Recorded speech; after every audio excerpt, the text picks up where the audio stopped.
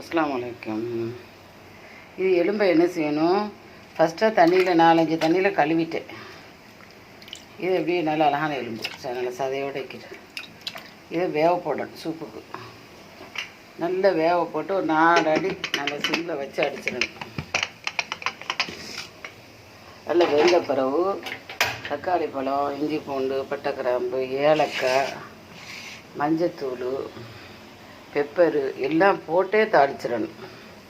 தாளித்து கொஞ்சம் பாதம், கசகசை இப்போ யாரும் சேர்க்கையில் போதண்டு பாதம், அதுக்கப்புறம் அண்டிப்பருப்பு எல்லாம் அரைச்சி விட்டா ரொம்ப டேஸ்ட்டாக்கி இறக்கும்போது நல்ல பழம்போடு முதல்ல முள் இப்படி இந்த அளவுக்கு தண்ணி வச்சு வேக போட்டுறணும். இது கொடை மெத்தடு எல்லாத்துக்கும் எல்லாம் தெரியும், சும்மா காட்டுற யூடியூபராக ஆகிக்கிறதுனால. குடலை இப்படி அந்த நாளையில் வெட்டி வெட்டி போடுவாள்.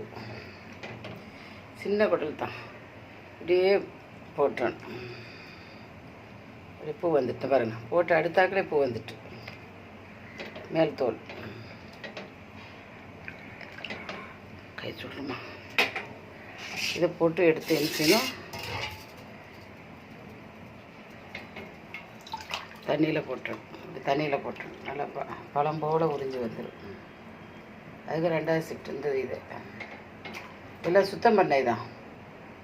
இதை போட்டுரும். அதுக்குமே இதை கத்தி வச்சு கீரி எடுத்துட்டு அதுக்குமே வெந்நீரில் போட்டு அதுக்குமே இதையும் வெந்நீரில் போட்டு தான் கீரணும். அதுதான் நல்லா வைக்கும்.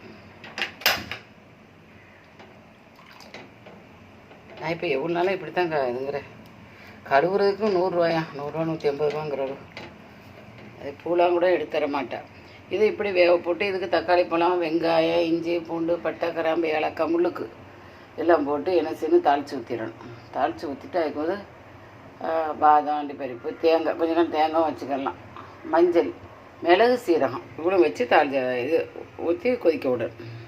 ரொம்ப நல்லா இருக்கும். எப்படியாப்பட்ட உடம்பு வீக்னஸ்க்கும் ரொம்ப நல்லது ஆட்டு எலும்பு. இப்போ எல்லாம் விலை கூடவா வேற இருக்குது.